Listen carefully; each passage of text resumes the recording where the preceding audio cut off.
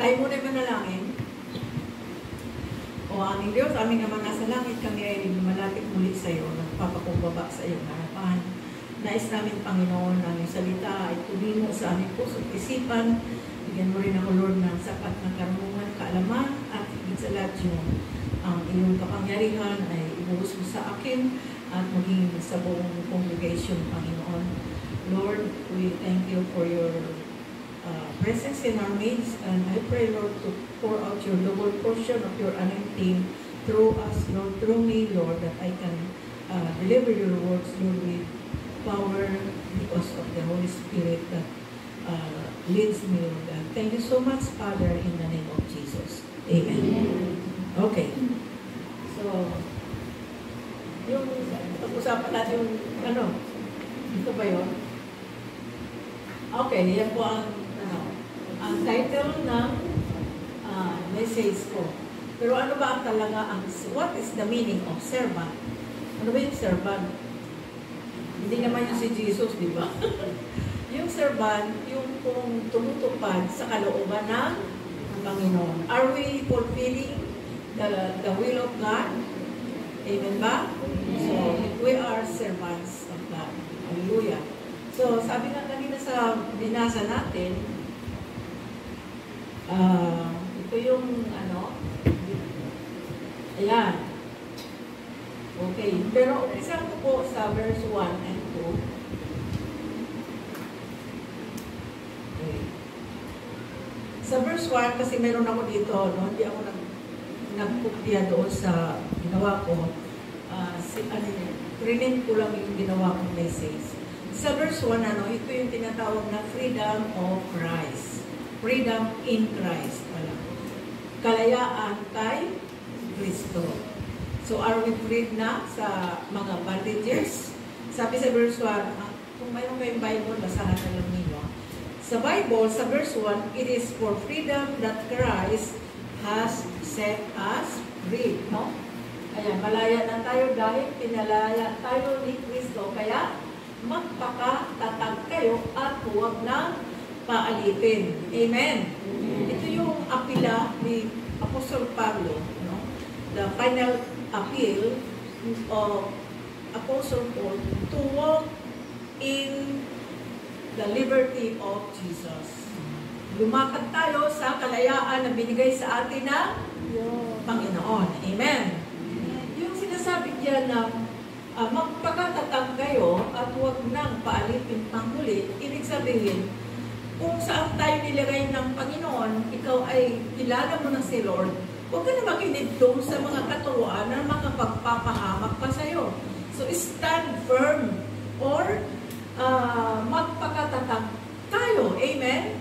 Sabi nga ni Apostle Pablo sa mga taga-Galatia, stand firm, no?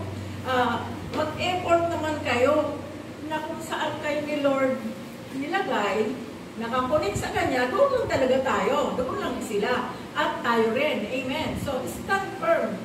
We have to stay in the place of liberty. Ang kalayaan na yan ay hindi para gumawa ka ng kasamaan.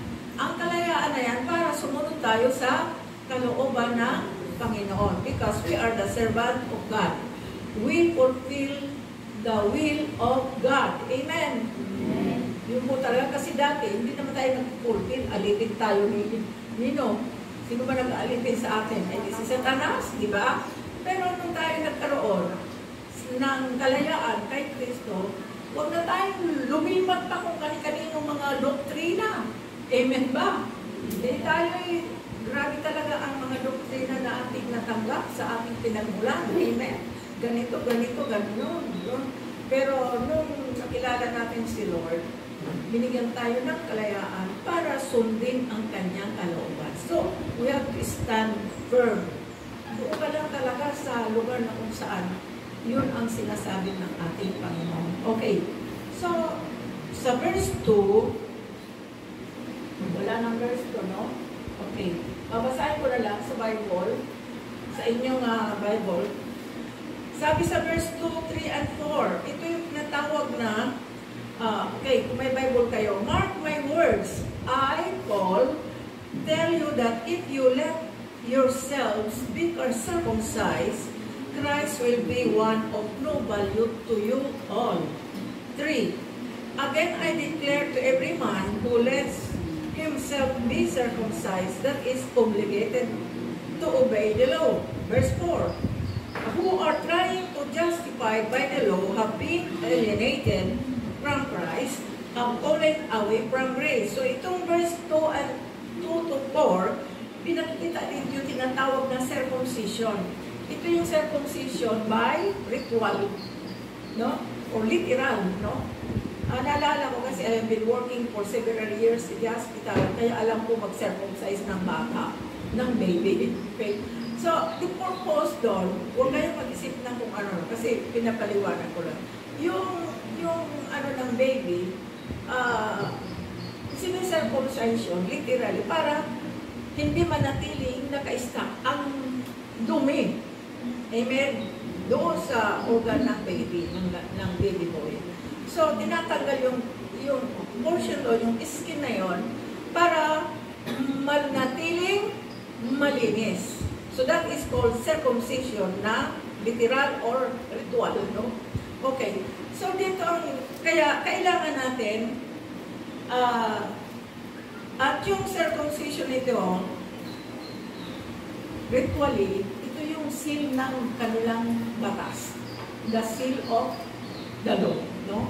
Seal of law. Seal. S-E-A-L. Tatak ng ng batas nila na ikaw ay tinulit sa Tagalog. Okay. So yung po ang sinasabi dyan. So hanggang verse 4. And then verse 4, you are trying to be justified by the law, have been alienated from Christ, have fallen away from grace. Dito sa verse 4, meron ba kayong Bible? Sa verse 4, kung tayo ay nakaakap if we embrace as our rule of walking God, we depart ourselves from Jesus. Kasi dito sa verse 4, sumusunod sila sa batas. Kung tayo ay nakaakap doon sa role na yon, lalo natin nilalayo ang ating sarili. Kaya nga sa verse 1, we have to stand firm. Manatili tayo kung saan tayo nilagay ng Panginoon. Tayo ay pinalaya ng Panginoon. Diba? Okay, so yun ang verse 2 and 3. Then verse 5, for through the Spirit we eagerly await by faith the righteousness for which we hope. Okay? Ito yung sagot sa mga legalistic, sa mga naniniwala, mga legal, sa mga batas, no? Masyadong legalistic yung yung mga teachers of the law, no? So, ito yung sagot, no? Sabi nga, they are not trying to earn it by performing good works. No one is legalistic through the Holy Spirit. Ibig sabihin, dito sa verse 5, ito para sa atin we are seeking eagerly. We wait eagerly. Desire natin eagerly as Christian na makamta natin talaga ang Holy Spirit, ang righteousness through the power of the Holy Spirit. Hindi yung tayo nagpe-perform lang, katulad ng batas, na just perform, batas yun legal yun, legal. Katulad sa ating bansa, ano nangyayari sa ating bansa, puro legal, puro batas. Mayroong bang nangyayari, mayroong bang nasusunod, nagkakagulo lang, di ba? Pero pag nandiyan ang, if our leaders in our country talagang na kay Lord, talagang unti-unti mababago ang direksyon. Amen. Like us, dati tayo ay alipin ng kasalanan, alipin ng mga bisyo, alipin ng kung ano-anong mga ritual, mga relihiyon, di ba? Yung mga inaakap natin. Pero nung tayo ay makakilala ng kay Lord, ito yung kasi malayo talaga tayo kay Lord sa verse 5. You are trying to be justified. You have been alienated from Christ. So malayo talaga tayo kay Lord. But, praise the Lord, dapat natin salamatan ng Panginoon kasi hindi na tayo yung dati. Amen? Siguro dati kung mahilig tayo sa ikaw ay marites dati, grabe talaga, pati buong bali kilala ka pagiging marites. buong bali, buong barangay, no? Pero hindi ka na ngayon kilala as marites sa buong barangay mo. Kasi may mga pagkakataon na puntahan mo kunyari, example si Grace. May Grace ko dito, sorry example lang. Kasi, mayroong lumalapit, nagtatanong ganito, ganyan. Ay, ibig sabihin, siya yung puntahan para malaman kung ano yung mga problema ng kabarangay. Amen? So, hindi na tayo ganon. Amen? Dapat tayo ay magiging marites through spreading of about Jesus Christ. Amen? Yun na dapat mangyari sa atin. So, isa yung sa character natin na we have to stand firm na ano man mangyari sa atin, kailangan i-spread talaga natin ang word of God. Saan ka man dalhin ng Panginoon, saan ka man padala ng Panginoon doon sa may mga magugutom ka, kung ano-ano ba yung mga lugar na yon na wala kang iniisip, saan kaya pupunta doon? Tapos wala pala doon, wala palang pagkain doon. Yung mga kinakatakutan, pero huwag kang matakot. God will provide. Amen? Amen. Yan din. Ganyan din tayo. God will provide. Kaya huwag kayong matakot kung saan kayo galing ng Panginoon. Stand firm in having faith with Jesus. Pag estudyante ka, stand firm ka lang. Mag-aral ka ng mabuti. Pagdating doon sa examination, the Holy Spirit will give you wisdom. Tama? Yes. Kasi nangyari yan doon sa anak ko. So, example lang. Anak ko kasi nagkasakit kasi nag-exam. So, ang ginawa ng anak ko, nanalangin siya daw sa school. Sabi niya, Lord, isang linggo ako hindi nakapasok. Wala akong alam sa tinuro ng teacher. Ito, mag-exam ako. Ano ba ginawa ni Lord? Nakita niya yung answer dito sa kanyang kamay. Halimbawa, mga letter, matching type. Ano yung answer? Sulat siya ng sulat. Tama naman. Amen. Kaya, ganun lang talaga si Lord. Kung nandun ang ating prayer, nandun yung desire natin, na wala tayong magagawa, hopeless tayo, kay Lord lang talaga ang pag-asa. Amen. Yung lugar na kung saan ka pupunta, na alam mo mayroong delikadong lugar na yun, pero hindi ka umatras sa calling ng Panginoon. Sumunod ka. Maraming NPA doon sa mga pinupuntahan ko. Pagdating doon, nagiging kaibigan ko sila. Because of the Holy Spirit is leading me. At bago ako dumating doon, nagpipray ako, Lord, i-reading ko mga puso mga tao ito. Para pag nakausap ko sila, maging friends kami. So that is God's, as servant of God, we fulfill His will. Pag will ni Lord talaga, wala tayong dapat na ikatakot. So dito sa verse 5, we are eagerly as Christian to be righteous. Naghihintay tayo lagi sa ano ito. So, ang attitude natin dito, believers are intensively desire. So, yung sinabi dyan sa verse 5, eagerly await. Ayaw ko sa Tagalog kung ano yun. Intense desire. Para ba yung matagal ka nang hindi kumakain ng fried chicken. Nag-intense desire ka, no? Kailangan makakain ako ng fried chicken. Parang something like that, na our desire, our attitude is to desire na, Lord, gusto ko maging righteous sa iyong harapan. Tulungan mo ako, Panginoon. Amen? So that is the freedom in Christ. For in Christ Jesus, neither circumcision nor circumcision has any value. The only thing that counts is faith expressing itself through love. Alam mo, sa ngayon, sa New Testament, circumcised ka man at hindi, wala yan connection sa kay Lord, di ba? Ang connection natin ay yung ating pananampalataya sa pamamagitan ng pag-ibig ni Kristo. Kaya kung tuloy ka man at hindi tuloy, wala nang kinalaman. Importante yung pananampalataya mo na sumusunod tayo sa kalooban ng Panginoon. That is love because we are servants who fulfills the will of the Lord. Okay. Then 7 to 12. Okay. 7 to 12. So, basahin na lang natin ano. Sa 7 to 12, this is a final confrontation ni Apostol Paul. Sabi doon, you are running a good race. Put that into you to keep you from obeying the truth. That kind of persuasion does not come from the one who calls you. Yung mga negative na sinasabi dito. Tapos in verse 9, a little yeast works through the whole batch of dough. Verse 9, ano yung yeast sa Tagalog? Ano nakalagay dito? Pampaalsa. Diba? Okay, pampaalsa. Di ba pag ang tinapay, kung walang yeast, flat lang, no?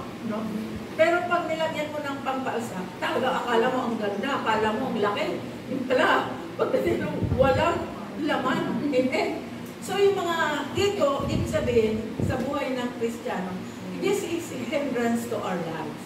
Hindrance ito sa buhay natin bilang Kristiyano. Kasi freed na tayo eh. We've been freed na ni Kristo, no? So dito, huwag natin hayaan na susulat tayo ni Satanas. Yan mga pampaalsa na yun, yung mga negative na binibigay ni Satanas sa atin para magkaroon ka ng problema. Amen? So, ay mga susunod ng kaaway, huwag natin entertainin yan. Kasi we have freedom in Christ already. Kaya stand firm lang talaga tayo kay Kristo. Alam mo, araw-araw susunod ka talaga ni Satanas. Paglabas mo pa lang yan, maglakad ka kung mayroong mga against sa atin, pananampalataya, susunod-sunod ka na dyan. Amen. Sasabihin, naggaling ka na naman doon, nag-praise the Lord ka na naman. Ano naman ang nahita mo doon? Ano ang napala mo doon? Diba? Nagbibigay ka pa nga ng offering. Diba? Diba kawawa ka, ikaw pa nagbibigay ng pera. Tingnan mo yung ginagawa ni Satanas. Diba? Huwag nating entertainin yan kasi yan ay hindrance sa ating paglago bilang mga Kristiyano. Kasi yung pagbibigay ay nandun yan sa Bible. Giving is in the Bible, di ba? Give your tithes and offering. Nasa Bible yan. Kaya we are the servants of Christ that fulfills the will of God. Amen? Kaya ito sa mga student, sa mga hindi pa natututong magbigay, try. Kasi yun ang proseso ng paglago natin bilang mga Kristiyano at proseso ng pag-unlad ng ating mga resources. Amen ba? Hallelujah. So, dito, verse 9, natandaan natin, yan yung mga hindrances na nangyayari sa ating buhay. So, stand firm lang talaga kay Kristo. So, sabihin mo, in the name of Jesus, hindi yan sinabi ng Panginoon sa Bible, kailangan magbigay ako kasi kulang na yung pera mo. Ito na example lang. Kasi we are talking about the righteousness na kayong freed na malaya na nga tayo. Kaya lahat ng gusto ng Diyos sa atin, kailangan masunod natin kasi we are a servants. Hindi na tayo servant ni Satanas. Servant na tayo ng Panginoon. So, sabi sa verse 10, I am confident in the Lord that you will take no other view. Ayun, ha? I am confident in the Lord that you will take no other view. No other religious teaching at kung ano-ano, no? Mga view na binibigay sa atin ng kaaway. The one who is throwing you into confusion, whoever that may be, will have to pay the penalty. Kaya, dati, mayroon nagtuturo sa akin, ganito. Ang galing ko talaga, lalo na pag Miyerkules. Alam mo yung Miyerkules? Mother of Perpetual Help. Ako pa yung leader, ha? Mother of... Ano, kumakanta pa ako. Yan mga view na yan, di ba? Na mag-i-inject sa atin. Pero wala na nga ako doon. Wala na tayo doon. Kaya, huwag natin. Ako pala ay, kung gagawin ko sa inyo yun, o sumunod kayo sa pinanggalingan kong reliyon, aba, ang penalty, grabe. Diba? Ang penalty, ano yung penalty sa Tagalog?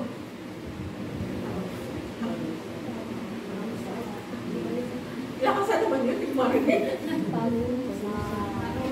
Parusa. Amen. Penalty. Kaya, tandaan natin, we are the servant of Christ that fulfills the will of God.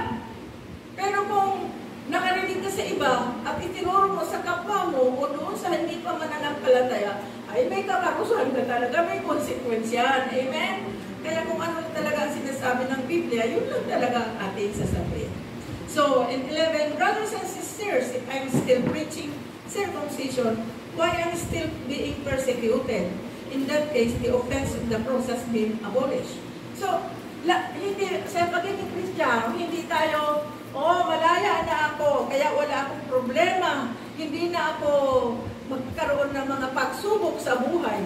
Isipin mo, si Jesus Christ yung pinako sa cross, namatay pa? Amen?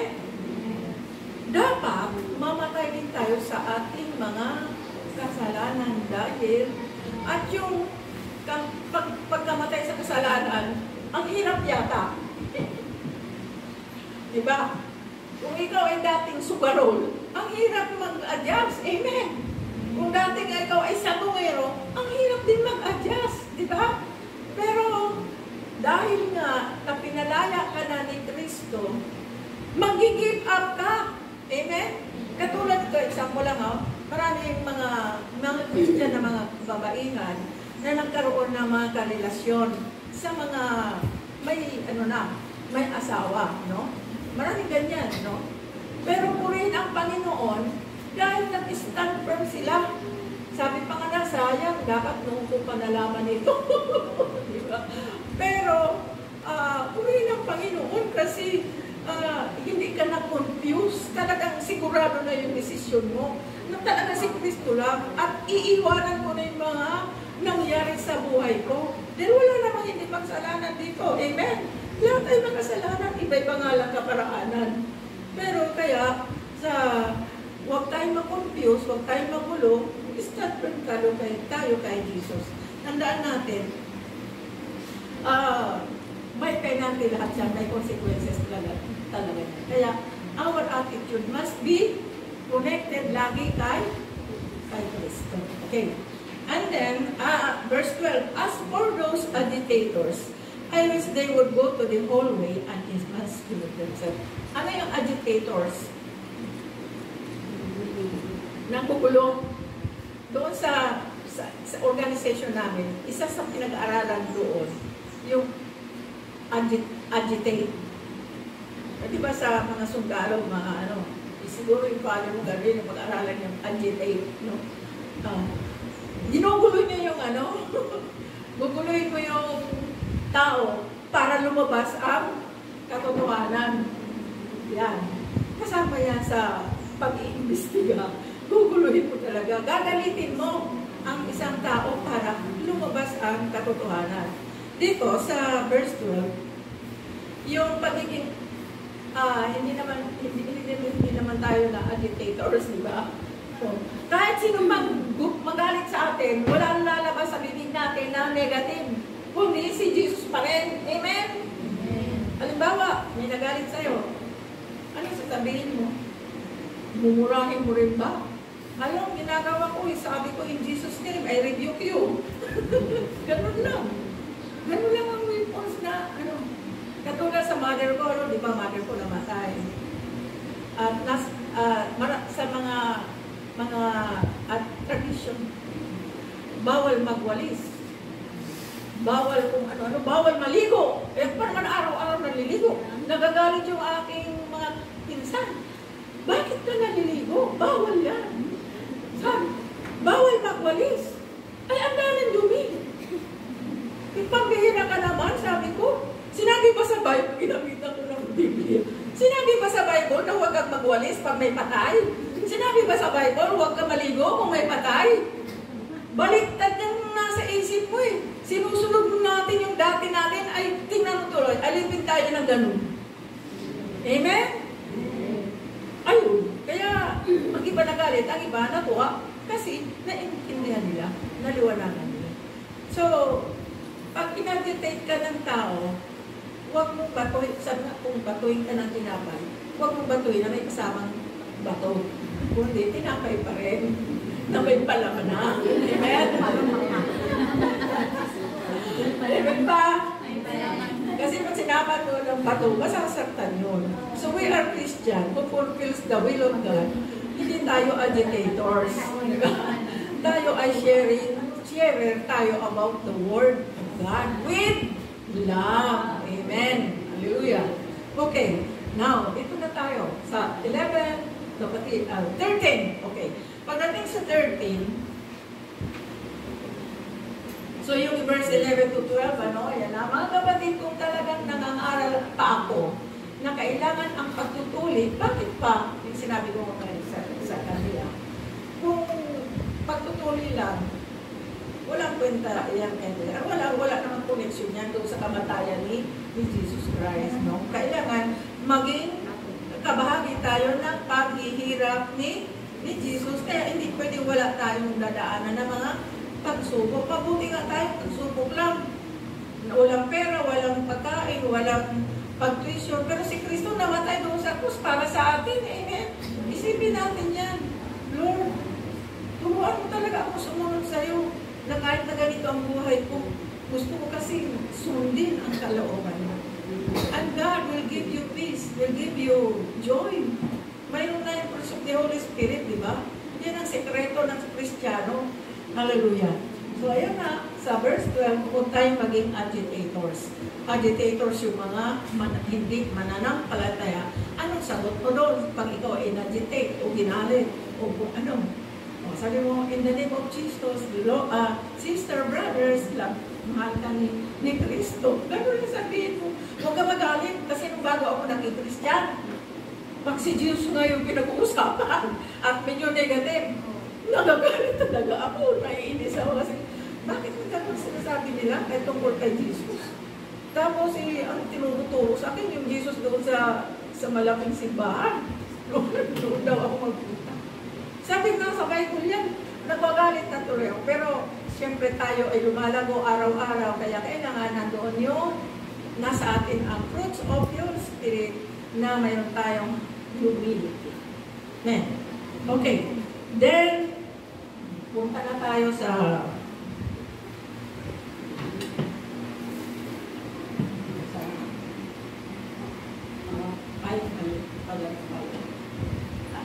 ay,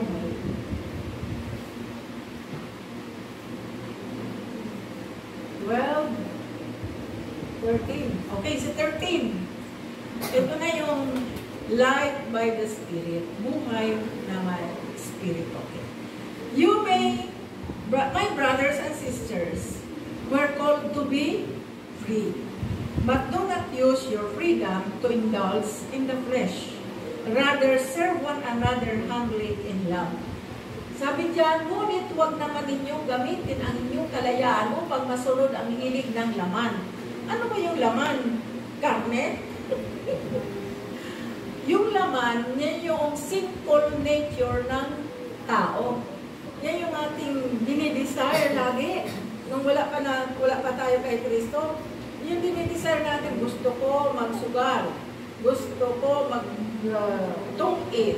Gusto ko, ganito puro gusto yung mga hindi gusto ng Diyos. Di ba? So yun ang dati natin. Pero sabi dito, pag tayo ay nasa buhay na espiritu ng Holy Spirit, life by the Spirit, sabi dito, huwag naman ninyong gamitin ang inyong kalayaan upang huwag masunod ang hilig ng laman. So, laman dito yung fleshy desire, yung the sinful nature of man.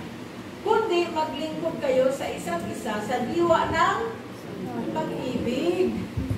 Yung bang hindi ka ibig-ibig, dahil napakalaki ng utang sa'yo. Di ba? Susumpain mo pa. Wala ka pa siguro sa Panginoon, sinusumpa ko yung malaking utang sa'yo, di ba? Gumapag ka sana sa ganito, di ba? Pero ngayon, hindi na eh. Pipilitin mong lapitan talaga siya, sister. Diyos ko po. Ang hirap yata ganon. Pero sabi ni Lord, with love, di ba? Ito pa, sample. Sa mga lalaki, mga dalaga. Nabigo. Tapos yung napunta yung kanyang boyfriend, sa kong kaibigan. Uy, masakit yun, di ba? Pero you have to stand firm kasi ikaw ay na kay Kristo pala. Sasabihin mo, hindi ka siguro kalooban para sa akin. Di ba gano'n na lang sasabihin natin, we are not meant for each other kasi tayo naman ay sumusunod sa gusto na Panginoon, mas magandang ibibigay ni Lord. Amen ba? O friend pa rin tayo. Amen. Pero sa totoo lang, kung isipin nyo, ang hirap, minahal kita, tapos napunta ka lang sa iba. Pero dahil kay Kristo, sasabihin mo, thank you Lord, kasi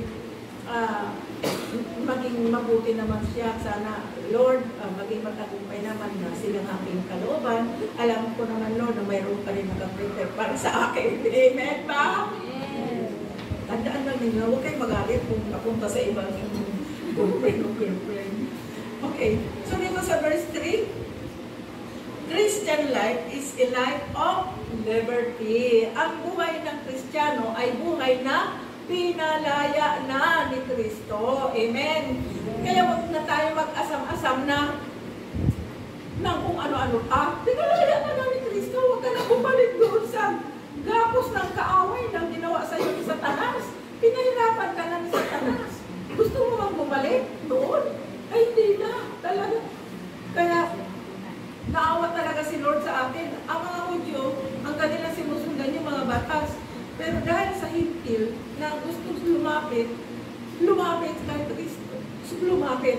Nung tinanggap nila si Kristo, tayo yon naging church. Amen? The believers. Kasi yung mga hintil, alam mo mga hintil.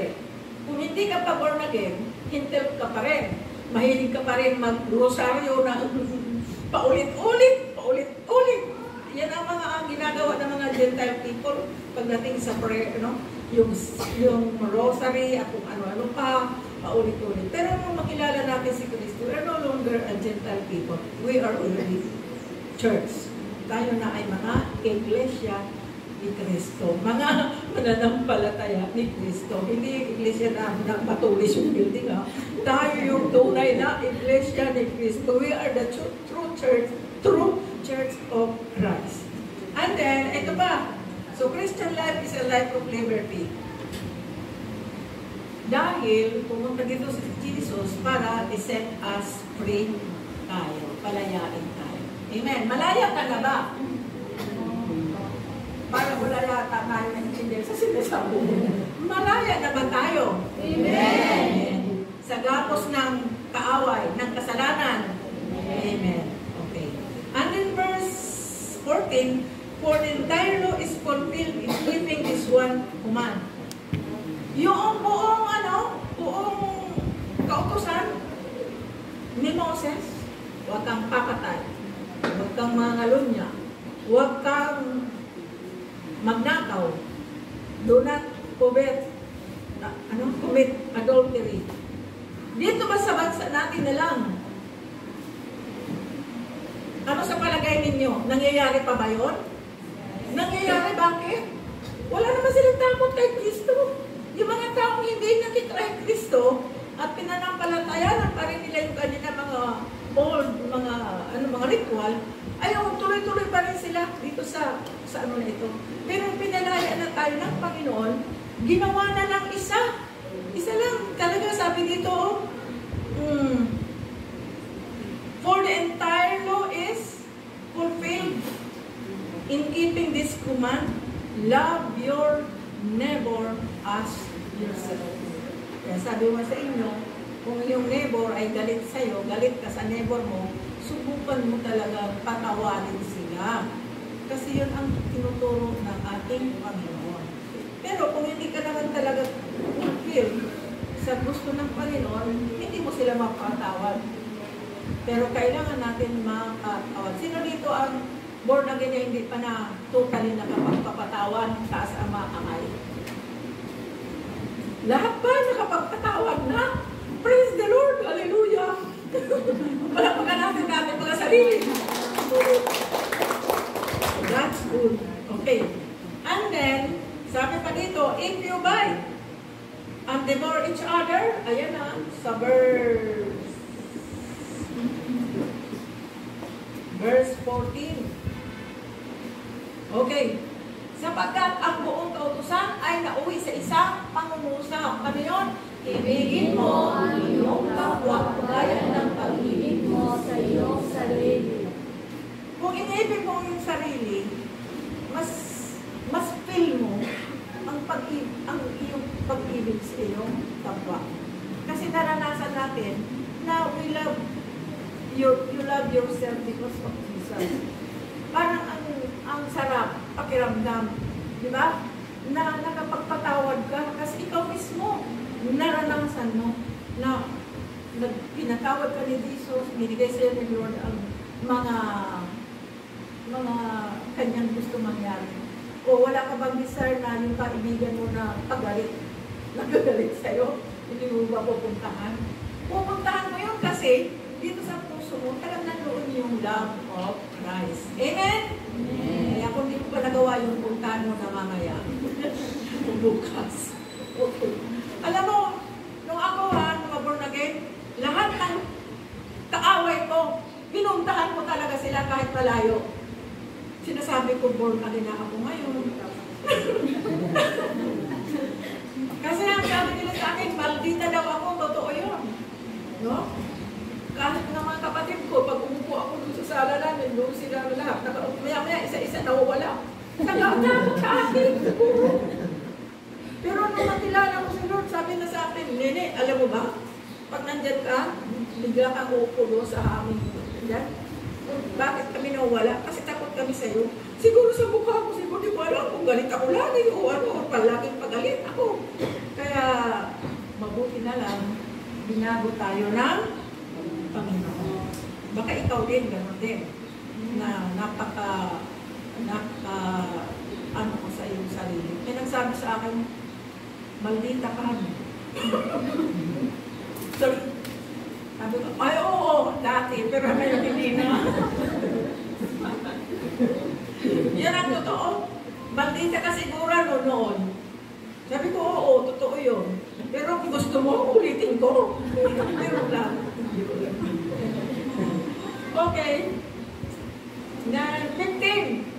Ngunit kung kayo'y nagkakagatan, ay nagkakamalang parang mga hayop, mag-ingat kayo at baka turuyan ninyong sirain ang isang sama. Huwag ninyong gagawin ito. We as Christian, we fulfill the will of God.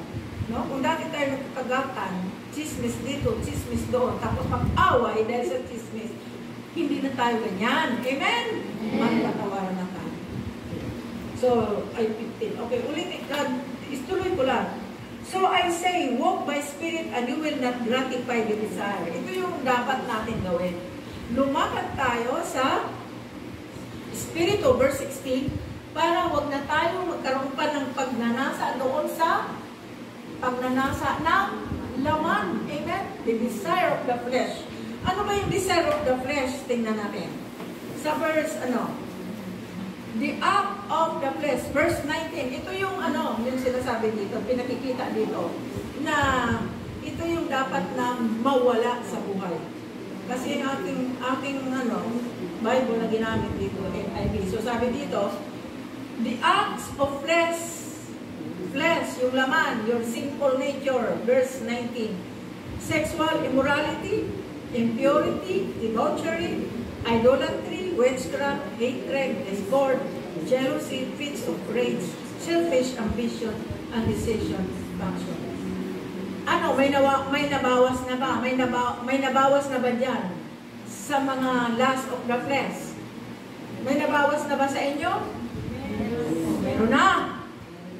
Kung wala pa, ay kung tuloy-tuloy tayo na sa Panginoon. Pinalaya na tayo, kaya unti-unti na inaalis yung mga desires of the flesh, mga sinful nature natin. Ako di ko alam kung lahat mo kasi pag minsan, sabi ko nga, may nagsabi sa akin, maldita ka talaga mo. Kaya, let us always pray to ourselves. Kaya, we have to pray always. We have to pray tuloy-tuloy lang. Kasi pag pinigil natin, nag-stop tayo ng prayer, si Satanas nakaabang yan.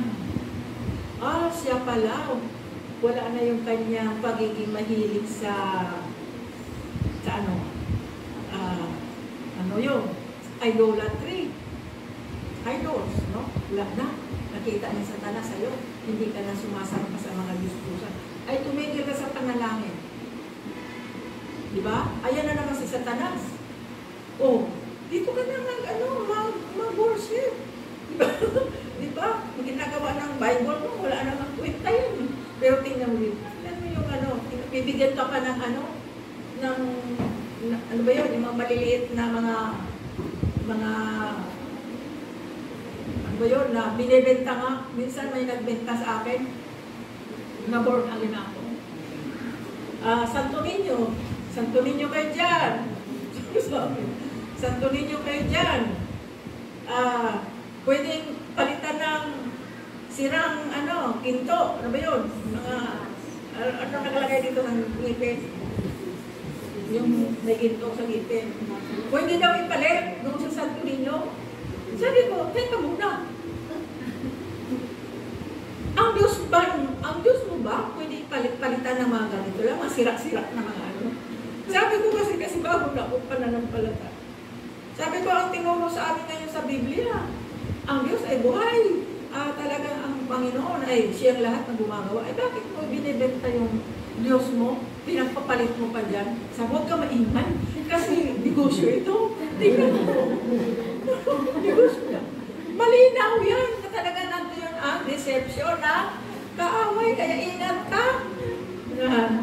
Okay, so yan yung mga negative, mga desires of the flesh. 19, 20, 21. Mahilig sa drunkenness, orgies. I warn you as I did before, that those who live like this will not inherit the kingdom of God. Verse 21. 19 to 21, yun yung mga dati nating mga buhay. Amen? Ngayon, kung hindi talaga lahat natatanggal, magpatuloy tayo. Huwag tayo mag-stop. Magbuon tayo sa araw ng linggo, magbasa ng Bible. Prayer talaga is the best. Amen? And then, reading the Word of God. Tingnan mo yung taong mayroon ng puspos ng banal na Espiritu. Tingnan natin. 22 hanggang 22. Ito yung Kristiyano na pinalaya ni Kristo para sundin ang kanyang kalooban. Amen? Sunod kayo sa akin. 22. But the fruit of the Spirit is love, joy, peace, forbearance. Tuloy ninyo. Kasi magkaiba tayo ng Ayan. Verse 23. Against such things, there is no law. Wala nang batas. Galing na ito kay Lord. Amen? Ito na yung fruit of the Holy Spirit na nagmamanifest na sa buhay natin. Amen? Yan, kaya mapalad tayo. Meron ka na bang love? Hindi yung love sa yung love na para kay Kristo. Meron ka na bang self-control? Oh, Lord. May self-control ka na ba?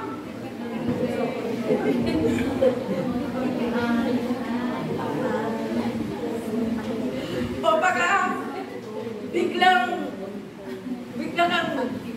dumating na tapos kailangan magalit ka, pero hindi mo nagawa kasi may self-control ka na. Medyo nagpakumbaba ka sa sarili mo. Ganun nga, pero sa totoo lang, gusto mo na siyang banata.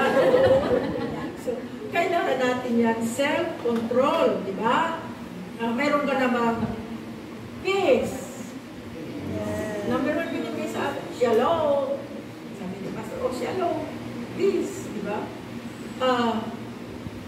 Wala na ba yung hatred sa buhay mo? Hindi ka na ba galit doon sa mga taong nagalit sa'yo? Sure. Sure na.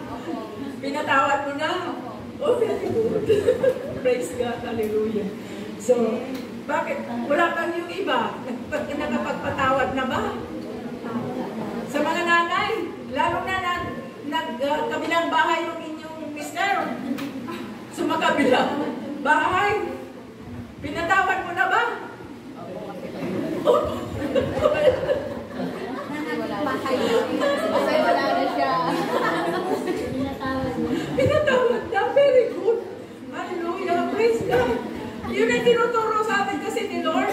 Freedom in Christ. Amen? Kaya mo si Lord ang pumalo doon. Sa asawa mo itong sumagap nilang bahay. Kaya mo si Lord ang pumalo. Babalik din sa iyo yun. Basta tuloy ka lang kay Lord. Huwag mo naman tanggihan kasi asawa mo yun. Okay, so, gentleness, self-control. Ang self-control talaga, mahirap talaga. Kasi minsan bigla na lang na may dumating siya na balita.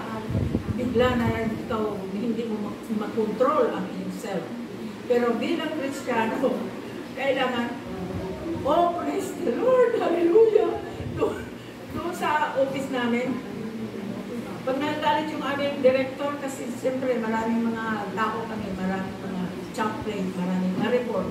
Pag nagalit yung director namin, sa halip na magalit, sasabihin na lang niya, purihin ang Panginoon. Ganon, kasi bishop yun eh. Purihin ang Panginoon. Pero sa totoo lang, nakatawa kami kasi yung report ng isa, puro negative. Sabi nung aming director, sa halip na magsalita siya ng bakit o ano, o magalit, purihin ang Panginoon. So, gano'n lang, siguro na control yung kanyang sarili. So, mga kapatid, ito yung sinasabi ng ating Panginoon, we are now malaya because of Jesus Christ has freed us. Amen. So, freedom in Christ. Freedom in Christ, we live by the Holy Spirit. Hindi na tayo, tapos, freedom in Christ, the most napakalaking kahalagahan yung salita ng Diyos. No, di ba? The Word of God, we were justified by faith, hindi by law. Kasi ang by law, kung justification by law, hindi nang nangyayari, hindi natutupad. Pero justified by faith, may grace tayo at saka kasama tayo ng Panginoon. At ano ba sinasabi? Through the gospel, it makes us difference, di ba? Daily in Christ living. Araw-araw na iba yung pamumuhay natin through the Word of God. Kasi araw-araw, nagbibigay si Lord ng revelation sa ating buhay. So dito, ang circumcision, dito na tinatawag na ritual sa ating buhay, hindi na yung ritual na circumcision, kundi we have to be circumcised by heart. Ano sabi doon? As many as receive Him, to them give the power to become the children of God. John 1:12, diba? So, ang kailangan pala doon para ma-circumcise tayo by heart, as many as receive Him, ano pupasok pananampalataya, accept Jesus Christ, we have to believe, we have to accept Him as our Lord and Savior. So, hindi po literal o hindi ritual na circumcision sa atin, diba?